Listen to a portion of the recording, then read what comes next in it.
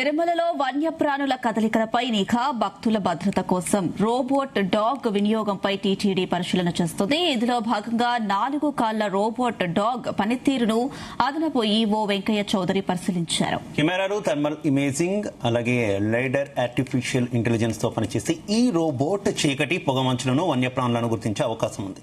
అలిపిరి, తిరుమల కాలిబాట సమీపంలో చిరుతల సంచారం, దాడి ఘటనలు అనేక సందర్భాల్లో చోటు చేసుకున్నాయి. దీంతో ఆయా వన్యప్రాణుల కదలికలను ముందుగానే గుర్తించి భక్తులను అప్రమత్తం చేయడంలో ఇది ఉపయోగపడనుంది.